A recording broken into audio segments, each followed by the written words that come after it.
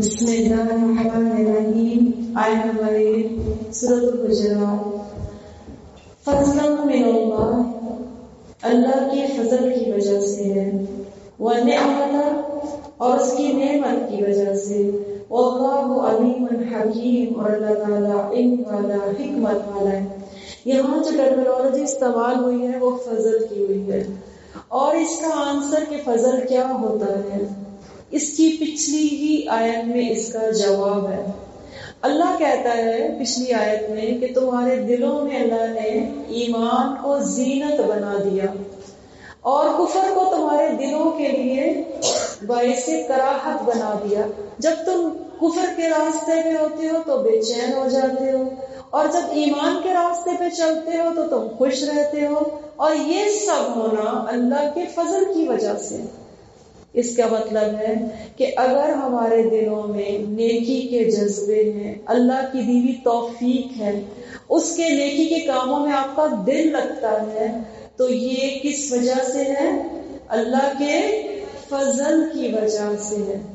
Opposite کر لیں، جن دلوں کے اوپر اللہ تعالیٰ نے کہا ثم قست قلوبکم، اللہ نے دلوں کو سخت کر دیا، یا اللہ نے کہا کہ اللہ نے دلوں کے اوپر زنگ لگا دیا، بل رانا، لیکن زنگ ہے کن کے اوپر؟ ان کے دلوں پہ. سختی دلوں کی، زنگ ہونا، دلوں کے اوپر مہر لگ جانا، یہ سب ایک ایسا کام ہے، جو ایسا عذاب ہے اللہ کا، جس کے بعد انسان کو ایمان پسند نہیں آتا، بلکہ وہ کفر کے راستوں پہ خوشی سے چلتا ہے. یعنی دلوں کی اقسام ہوتی ہے. وہ دل 3 طرح کے ہوتے ہیں، انسان کے اندر کے دل 3 طرح کے ہوتے ہیں. نمبر 1 قلب سلیم، موٹے قاف سے قلب سلیم. وہ دل ہوتا ہے جس کے اندر ہدایت کی، ایمان کی رونق اور تقوی کی پہچان، اور سب سے بڑھ کر اللہ سے محبت ہوتی ہے.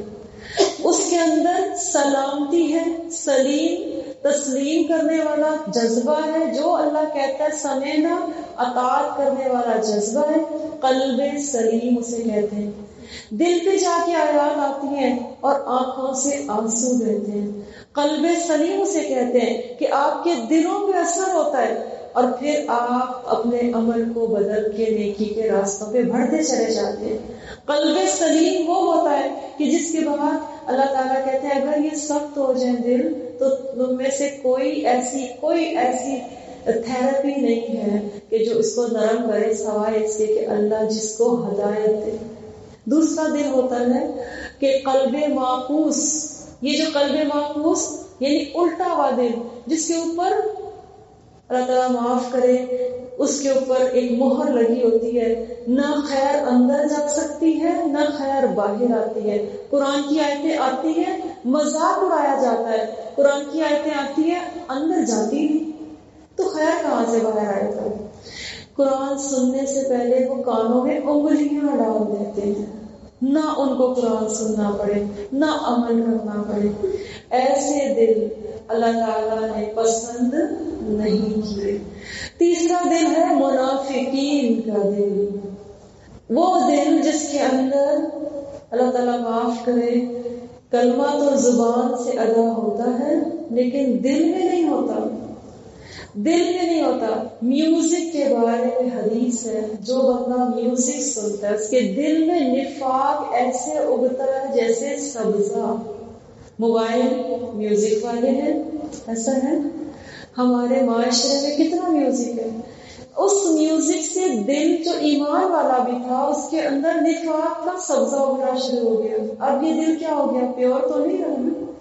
اس دل کے اندر برائی شروع ہو گئی. کسی دل میں کینہ.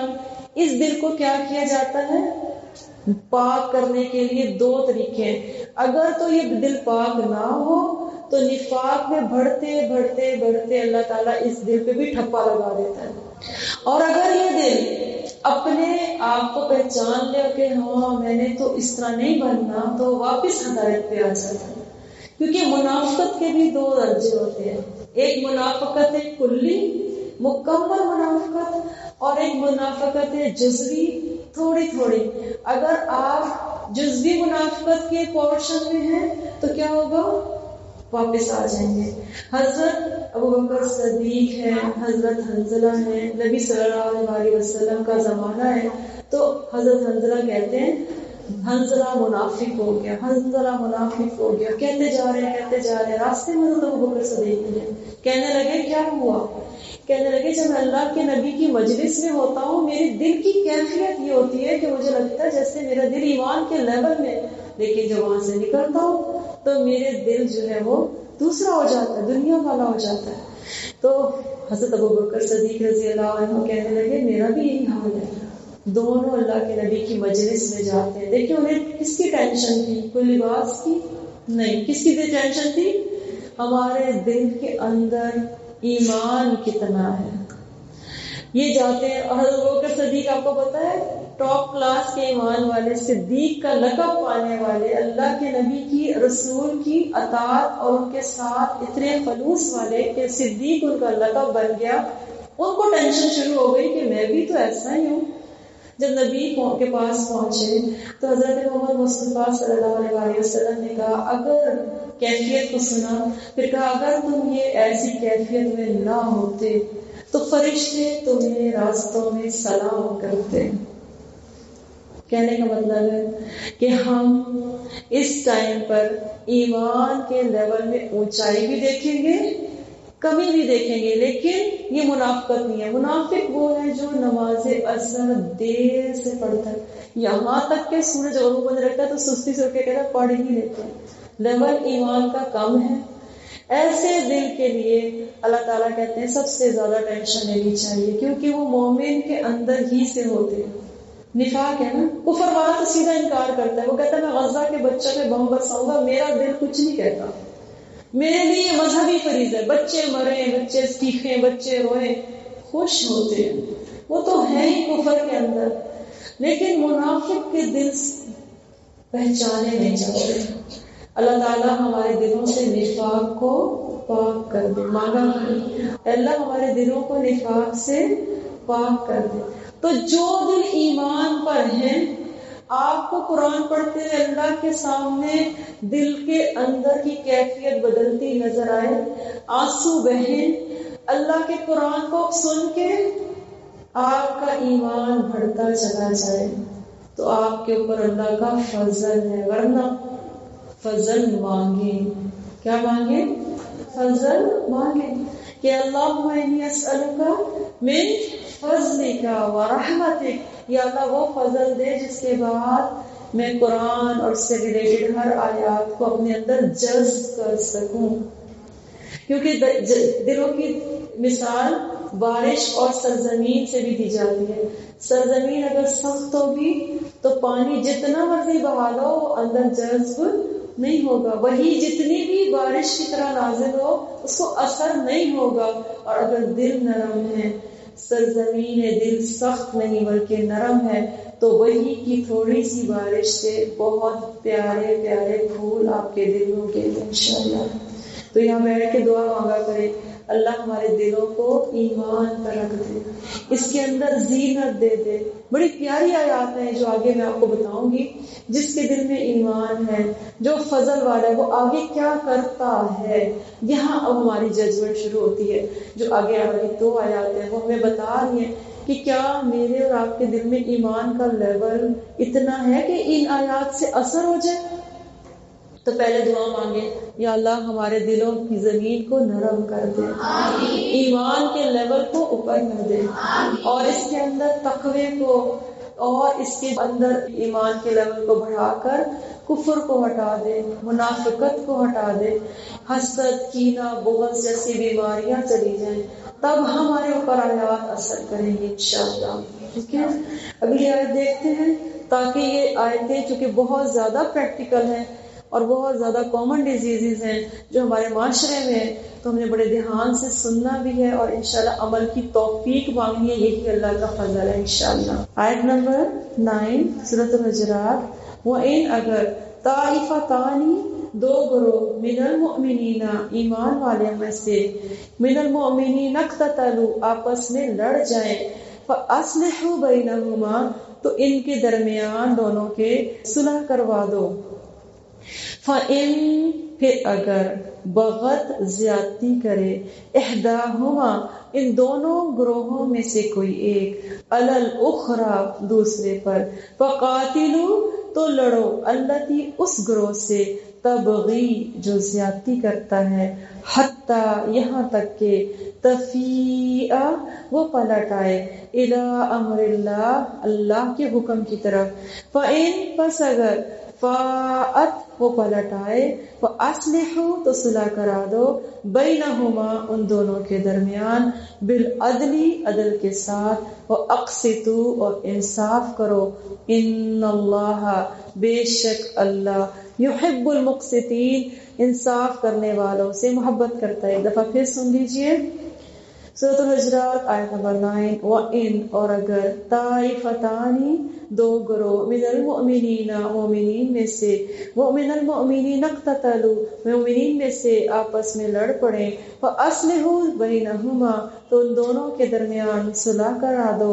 فَإِن پس اگر بغت زیادتی کرے احداہما ان دونوں میں سے کوئی ایک علی الاخری دوسرے پر فقاتلوا تو تم لڑو التی اس گروہ سے تبغی جو زیادتی کرتا ہے حتی یہاں تک کہ تفیء الی امر اللہ وہ پلٹ آئے اللہ کے حکم کی طرف. فَإِن پس اگر فاءت وہ پلٹ آئے فاصلحوا تو صلح کرا دو بینہما ان کے درمیان بالعدل عدل کے ساتھ واقسطوا اور انصاف کرو ان اللہ بے شک اللہ یحب المقسطین انصاف کرنے والوں کو پسند کرتا ہے. دو گروہ لڑ پڑے دو مسلمان لڑ پڑے آپس میں بھائی بھائی لڑ پڑے آپ بیٹھ کے تماشا نہیں دیکھ سکتے. یہاں لڑائی کفر اور اسلام کی نہیں ہے. یہاں کون سی لڑائی ہے؟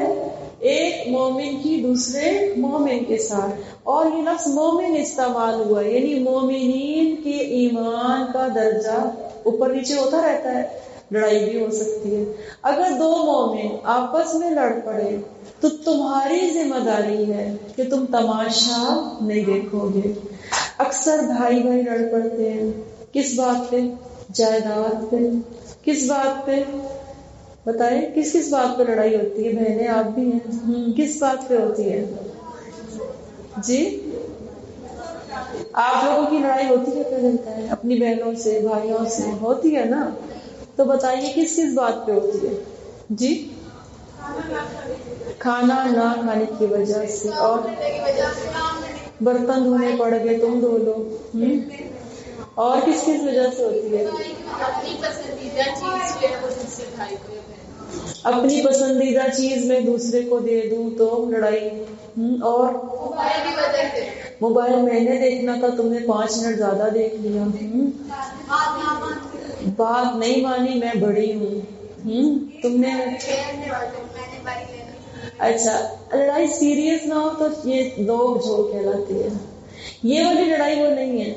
نوک جھوک گھروں میں چلتی رہتی ہے کیونکہ نوک جھوک کا مطلب ہوتا ہے کہ آپ زندہ ہیں. ٹھیک ہے. لیکن یہ محبت کی ہے اس میں وہ لڑائی نہیں. کچھ لڑائیاں ایسی ہیں جس کے بارے میں یہاں پر آتا ہے. وہ کیسی ہوتی ہے جس کے اندر بھائی بھائی کو قتل بھی کر دیتے ہیں. بھائی ہوتے ہیں حالانکہ لیکن قتل تک کی نوبت کیوں آتی ہے؟ ریزن کیا ہے؟ ریزن آگے لکھی نہیں ہے. ریزن بتائی نہیں ہے. لیکن ہم پہلے خود سوچیں ہمارے معاشرے میں مال کے اوپر لڑائی ہو جاتی ہے.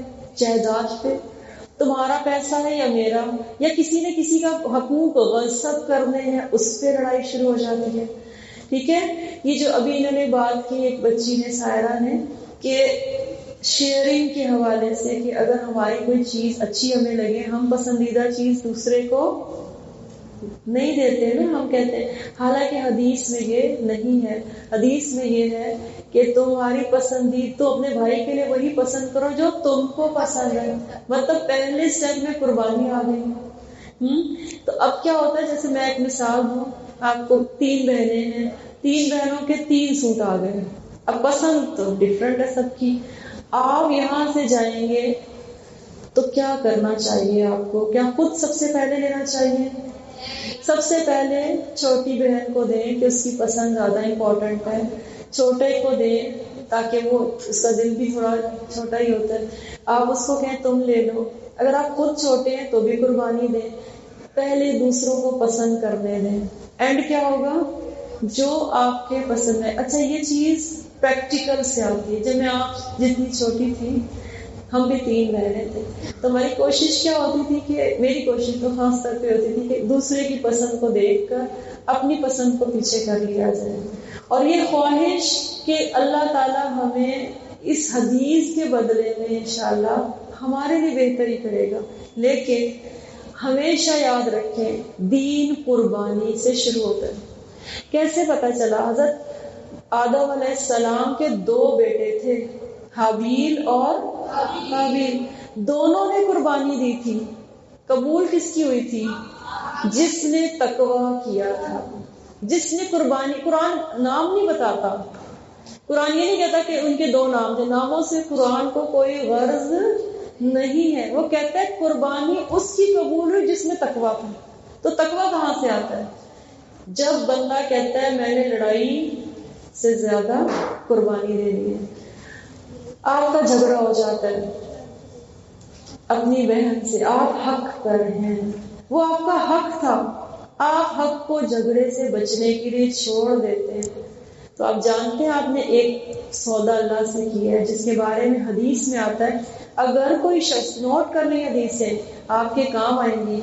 جب جھگڑنے لگیں گے نا بہن بھائیوں سے تو فوراً یہ سوچنا ہے اگر کوئی شخص حق پہ ہوتے ہوئے جھگڑے سے بچنے کے لیے اپنا حق چھوڑ دے تو اللہ اس کو جنت کے کنارے میں ایک محل بنا دے گا. آپ مجھے بتائیں محل لینا ہے؟ ایک طرف مائنڈ میں محل رکھیں اور دوسری طرف وہ سوٹ رکھیں جس پہ لڑائی ہو رہی ہے. تو کیا لیں گے آپ؟ محل کون کون لے گا اور سوٹ کون کون لے گا؟ آپ فوراً کس چیز کو دیکھیں؟ وَالْآخِرَةُ خَيْرٌ وَأَبْقَىٰ. اب اگر لڑائی ہو گئی، آپ نے صلح کروانی ہے تو آپ انہی حدیثوں کو بیان کر کے صلح کروائیں گے. کیوں کروائیں گے بتائیں؟ کہ آپ کوشش کریں گے. اگر فرض کریں، یہاں تو قرآن میں آیت ہے کہ تم نے مومنین کے درمیان صلح کمیٹیاں بنانی ہیں. ہمارا ایک مسلم گرل لیگ کا پلیٹ فارم پر یہ کام میں انشاءاللہ ہم سب کو دیتے ہیں کہ آپ نے صلح کروانی ہے. پولیس کا ڈپارٹمنٹ صلح نہیں کراتا، بھلا کیا کرتا ہے؟ وہ ڈنڈا مار کے اندر دفعہ یہ نافذ. ایسے ہی ہے نا، فلاں فلاں تم نے غلطی کی، تم بس ختم ہو گیا کام، معاملہ ہی ختم. حالانکہ اسلامی معاشرے میں پولیس سے زیادہ صلح کمیٹی ہونی چاہیے. اور اگر آپ صلح کسی کی کروا دیتے ہیں تو آپ اس اجر کے مستحق ہوتے ہیں. صلح کے رولز ہیں. نمبر 1 رولز بتائے جا رہے ہیں کہ تم نے کیا کرنا ہے. دونوں کے درمیان صلح کرواتے ہوئے یہ دیکھنا ہے زیادتی کون کر رہا ہے. 2 میں سے 1 تو کر رہا ہے. ایسا ہی ہے، امی ہیں آپ کی، امی صلح کرانے آ گئی آپ کی، دیکھتی ہیں کہ ایک بیٹی نے واقعتاً زیادتی کی ہے اور دوسری بیٹی نے زیادتی نہیں کی، اور جو زیادتی کرنے والی بیٹی ہے وہ لگی ہوئی ہے کہ میں نے تو بس یہ چھوڑنا نہیں ہے، میں نے تو اپنا حق چھوڑنا نہیں. اب ماں کی ذمہ داری یہ نہیں ہے کہ وہ یہ کہے کہ تم چھوڑ دو. ماں یہ اس کو جو ظلم اور زیادتی کرا ہے اس کے اوپر چڑھائی کر سکتی ہے، اس کی پٹائی بھی کر سکتی ہے. صحیح ہے، کیونکہ ماں نے کیا کرنا ہے؟ حق دلانا. یہاں اللہ تعالیٰ کہہ رہے تم نے انصاف کرنا ہے. جب تم صلح کرانے لگو گے تو کیا کرو گے؟ انصاف. جب تم خود جھگڑا چھوڑنے لگو گے تو کیا کرو گے؟ قربانی. بات سمجھ آ رہی ہے؟ فرق ہے دونوں میں. 2 بہنیں، آپ دونوں میں سے لڑائی ہو گئی، آپ دونوں کیا کریں گے ایک دوسرے کے لیے؟ قربانی، اثار، لڑائی سے بچنے کے لیے، جنت میں محل کو بنانے کے لیے، اور یہ سوچ کے کہ قربانی آج دیں گے اللہ ہمیں کہیں اور سے دے دے گا. لیکن اگر کسی کی لڑائی کو آپ دیکھیں، آپ تھرڈ پارٹنر ہیں، تھرڈ فریق ہیں جسے کہنا چاہیے، تو اس کے ساتھ دیں گے جو ظلم کرنے والا نہیں ہوگا. لیکن ہمارے معاشرے میں عدالتیں جب قائم کی جاتی ہیں، وکالت، وکیل بنتے ہیں، تو لوگ پیسوں سے بک جاتے ہیں، ظلم کا ساتھ دیتے ہیں، نتیجتاً انصاف ختم ہو جاتا ہے. اور جس نے ظلم کیا ہوتا ہے، جائیداد پہ غاصبانہ قبضہ کیا ہوتا ہے، اور وہ زیادتی کر رہا ہوتا ہے اپنے بھائی کے ساتھ، اس میں بھائی کا مطلب ضروری نہیں کہ آپ کا سگا بھائی، معاشرے میں رہنے والے تمام مومنین آپس میں کیا ہیں؟ بھائی بھائی ہیں. کوئی بھی انسان دوسرے انسان سے لڑ پڑا، مومنین کے درمیان یہ لڑائی شروع ہو گئی، تو ایمان کا تقاضا یہ ہے کہ تم اس کی لڑائی میں اس بندے کا ساتھ دو جو حق پر ہے. اور لڑائی کو رکوانے کے لیے اس کے ساتھ اللہ کہہ رہا ہے اگر تمہیں اس سے لڑنا بھی پڑے تو تم اس سے لڑائی کرو، اس پہ سختی کرو تاکہ وہ ظلم کو رک جائے، یہاں تک کہ وہ اللہ کے حکم کی طرف پلٹ آئے. پہلا رول تو یہ ہے کہ تم لڑائی میں حق کا ساتھ دو. کون سی بچیوں کے گھر میں لڑائی ہوتی ہے اور آپ کہتے ہیں ہمیں اس سے کیا ہوتا ہے نا؟ تو آپ نے یہ کرنا ہے، ہمیں اس سے کیا نہیں کہنا. پہلے تو اللہ تعالیٰ آپ کو ایک وہ دے رہے ہیں کہ آپ نے یہ نہیں کہنا کہ ہمیں اس سے کیا. ٹھیک ہے، آپ نے کیا کرنا ہے، ایک کے پاس جانا ہے، اس سے کہنا وہ تو اتنا اچھا تمہیں کہہ رہی تھی. ٹھیک ہے، پھر دوسرے کے پاس جانا ہے، لڑائی کو ختم کرنے کی کوشش کرنی ہے. صحیح ہے، انشاءاللہ انصاف کا ساتھ دینا ہے. یہ گھر میں پریکٹس کریں گے اور پھر آپ دیکھیں گے آپ خود آہستہ آہستہ حدیثیں سننا شروع کریں گے کہ صلح والی حدیثیں کون سی ہیں، یہاں تک کہ آپ کو صلح کرانی بڑے بڑے لیولز پر آ جائے گی. آپ کو پتہ ہے وہ نبی صلی اللہ علیہ وآلہ وسلم نے قبیلوں میں صلح کرائی تھی جب حجر اسود پہ لڑائی ہوئی تھی. ابھی وہ نبی نہیں بنے تھے تو کیا ہوا تھا، قبیلوں میں لڑائی ہو گئی کہ حجر اسود کو کون فٹ کرے گا ادھر. اب اللہ کے نبی اس ٹائم نبی نہیں بنے تھے، سارے قبیلوں نے لڑائی شروع کر دی. 4 قبیلے تھے، 5 سے پتہ نہیں جتنے بھی تھے مجھے یاد نہیں. تو اس کے بعد یہ ہوا کہ سب نے ایک فیصلہ کیا کہ اس باغ میں سے جو سب سے پہلے انٹر ہوگا نا ہم اس کی مان لیں گے. اب اللہ کا کرنا کہ سب سے پہلے کون انٹر ہوا، حضرت محمد مصطفیٰ صلی اللہ علیہ وسلم. وہ مصطفیٰ ایسے نہیں بنے، ان کی اندر حکمت تھی کہ کیسے صلح کرانی ہے.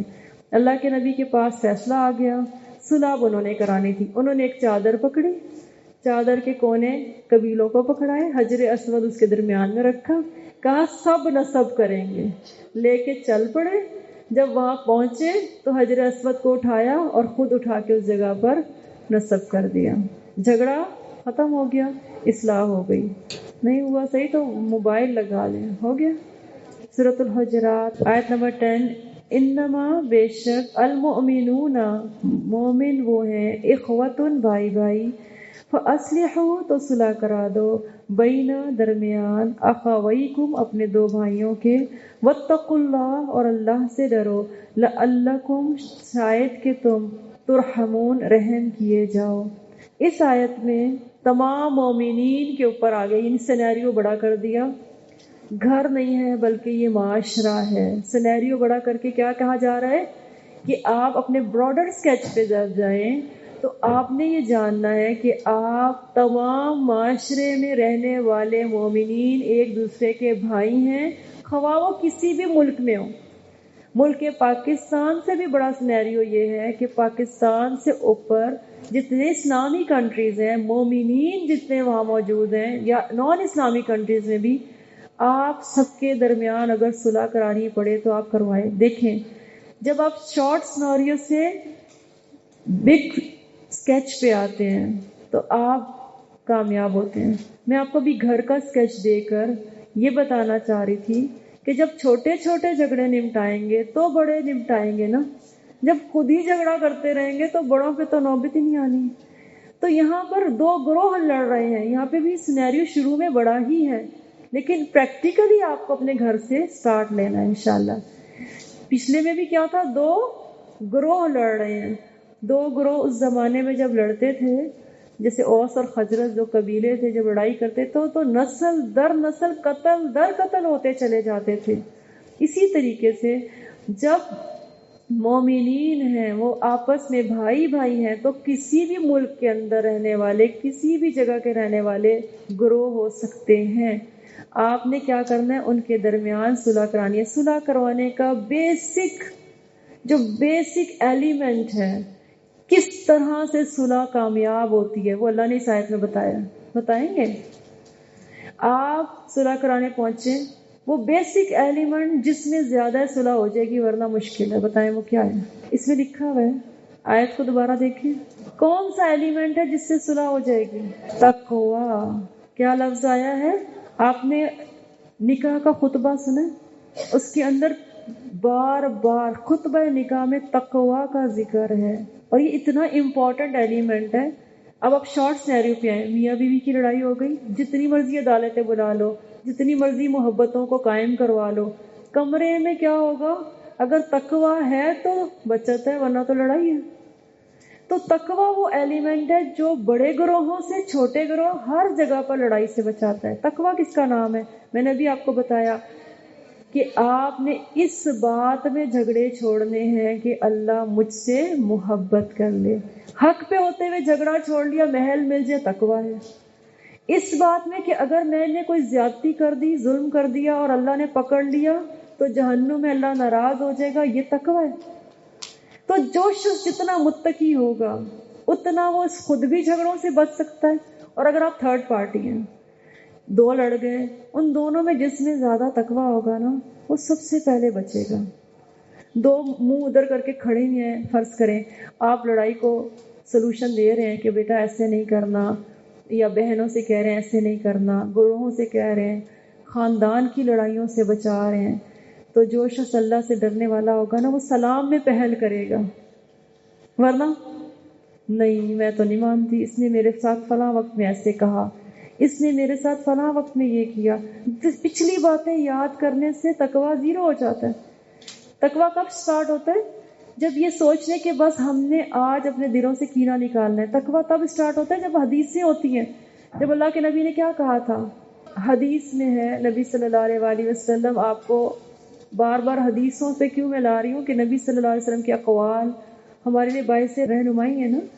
تو حدیثوں کے اندر موجود ہیں کہ وہ ساری فضیلتیں جب آپ اپنے جھگڑے سے بچتے ہیں اور دوسروں کے لیے کچھ نہ کچھ اسپیس دیتے ہیں تو اللہ تعالیٰ آپ کے اوپر خود کرم کرتا ہے. بہرحال آپ ساری بچیاں جو ہیں جب بھی صلح کرنے کے لیے خود کو پیش کریں تو قربانی، اور جب دوسروں کے ساتھ کریں تو تقوی والے پوائنٹس کو اوپر کریں. جتنے آپ نے صلح کروانی ہے تو کون سے پوائنٹ اٹھانے ہیں؟ تقوی والے. مثلا آپ ان کو آرام سے بات کر سکتے ہیں کہ اگر تم نے جائیداد غصب کی تو ایک جائیداد کے بدلے تمہیں کیا قبر کے عذاب کو مول لینا قبول ہے؟ تو آپ کو پتا تقوی والا کبھی بھی قبر کو عذاب کو پسند نہیں کرے گا. اسی طرح ہر بندہ اگر زیادتی کر رہا ہے اس کو آئینہ دکھانا ہے. مومن مومن کا آئینہ ہوتا ہے. جب بندہ زیادتی کر رہا ہوتا ہے اسے یہ بعض اوقات پتہ نہیں ہوتا کہ میں ظلم اور زیادتی کر رہا ہوں، وہ کہتا نہیں یہ تو میرا حق ہے، حالانکہ اس کا حق نہیں ہوتا، وہ حق سے زیادہ لے رہا ہوتا ہے. تب ایک مومن دوسرے مومن کو آئینہ ضرور دکھا سکتا ہے، نہیں تم نے فلاں وقت کی بات نہ کرو، یہ چیز اس ٹائم پہ غلط ہے تو تم غلطی سے باز آ جاؤ. اس چیز کو مانے گا وہ جو تقوی والا ہوگا. بس ٹھیک ہے نا. تو تقوی کے لیے آپ کے پاس پوری لسٹ ہونی چاہیے، آپ کو پتہ ہونا چاہیے کہ فلاں جگہ غلطی ہے اور کس کی ہے. تو حدیث کی روشنی میں وہ غلط ہے، حدیث کی روشنی میں بھی غلط ہے، اس لیے حدیثیں پڑھنی ہیں. سمجھ میں آ رہی ہے نا؟ ورنہ جھگڑا کیسے نمٹائیں گے کسی کا؟ بتائیں. کسی نے آپ کی جوتی پہن لی، جھگڑا شروع ہو گیا. اب ایک مثال دے رہی ہوں، ایگزامپل ہے، ابھی گروہ کی نہیں دے رہی میں، ابھی آپ کے اندر سے دے رہی ہوں. جی بتائیے کیسے جھگڑا نمٹائیں گے؟ دوسرا کہ تم قربانی نہیں دے سکتے، جوتی کی تو ہے. نہیں، حدیث میں کہ کسی کی چیز کسی کی اجازت کے بغیر آپ استعمال نہیں کر سکتے. اب اگر آپ تھرڈ پارٹی ہیں تو کیا کریں گے؟ دوسرے کو پہننے دیں گے؟ نہیں، آپ اس کی جوتی دلوائیں گے جس کی ہے. اور اگر آپ خود ہیں تو آپ قربانی دے سکتے ہیں. سمجھ میں آ رہی ہے؟ چلیں ایک اور مثال ہے. کھانا کم ہو گیا، ابھی کھانا کم ہو گیا، اب کیا کریں گے؟ آپ دیکھ رہے ہیں کہ ایک بندے نے پیٹ بھر کے کھایا ہے اور ایک بندے نے ابھی آیا ہے، وہ تو کس کو دینا چاہیے کھانا؟ تو آپ کس کا ساتھ دینا چاہیے؟ آپ کو جھگڑا نمٹائیں اور اس کا ساتھ دیں جو ابھی آیا ہے، تاکہ اس کو بھی سپورٹ ملے اور دوسرا رک جائے. یعنی چھوٹی چھوٹی باتوں میں بجائے ہم جھگڑا کرنے کے لیے انصاف کا ساتھ دیں گے تو جھگڑے ہوں گے ہی نہیں، اور متقی شخص جو ہے وہ فوراً آپ کی بات مان لے گا۔ آپ یہاں سے اٹھ کے گئی ہیں بچی اور اس کی جگہ کوئی اور آ کے بیٹھ گیا، جھگڑا شروع، کیا یہ تو میری سیٹ تھی، حق کیا ہے؟ حدیث میں کیا ہے؟ ہاں جی، حدیث میں ہے کہ جو شخص کسی جگہ سے اٹھ کے جائے تو دوسرا اس کی جگہ پر نہ آئے، یہ حدیث میں موجود ہے، تو آپ کو حدیثیں پڑھنی پڑیں گی تاکہ آپ اس کو امپلیمنٹ کروا سکیں، ادروائز کیسے کروائیں گے؟ آپ کو تو پتہ ہی نہیں ہوگا خود بھی۔ یہاں تک کہ آپ بڑے بڑے جھگڑوں کے حوالے سے جب آپ دیکھیں گے خاندان بنتے ہیں تو کسی کی پھپھی ناراض ہے، کسی کی ساس منہ ادھر کر کے بیٹھی ہوئی ہیں، تو آپ لوگوں نے کیا کرنا ہوگا اس ٹائم پر؟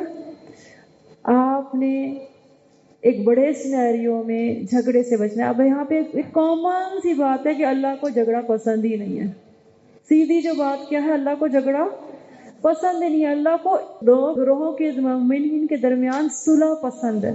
تو ان ساری باتوں میں حدیث میں آتا ہے کہ صلح کرنے کے لیے تم جھوٹ بھی بولو تو صلح کروا دو، ورنہ جھوٹ جہنم کی طرف لے کے جاتی ہے۔ جھوٹ کے بارے میں حدیث ہے کہ جھوٹ بولنے والا شخص ایک منہ سے بات نکالتا ہے نا، تو بعض کا جھوٹ جو ہے وہ جہنم کی طرف لے کے جاتی ہے، لیکن صلح کروانا اتنا پسند ہے میرے رب کو، صلح کرنا اتنا پسند ہے کہ اللہ صلح کرنے والے کو تو محل دے رہا ہے، کروانے والے کو بھی اللہ تعالیٰ کہہ رہا ہے کہ اس کو میں محبت دوں گا اپنی انصاف کے ساتھ۔ اور تیسری چیز یہ کہ اللہ کو جھگڑا اور پسند نہیں ہے، تبھی کہہ رہا ہے اللہ کہ جھوٹ بھی بول سکتے ہو۔ جھوٹ کیسے بول سکتے ہیں؟ کوئی بتائیں؟ جھگڑا شروع ہو گیا کہ تمہیں پتہ ہے تمہارے پیچھے اس نے یہ بات کر دی، آپ لگائی بجائی کرنے کے بجائے کیا کریں؟ تمہیں پتہ ہے تمہارے پیچھے اس نے تمہاری اتنی تعریف کی، تمہیں تو سب کچھ آتا ہے، اگلا بندہ کہ ہے واقعی، دوسرے کے پاس جائیں اس کو بھی تعریف کریں، یہاں تک کہ وہ دونوں گلے مل جائیں، ٹھیک ہے، یعنی صلح کر لیں۔ یہاں جھوٹ بول کے بھی وہ کام آپ کروا سکتے ہیں۔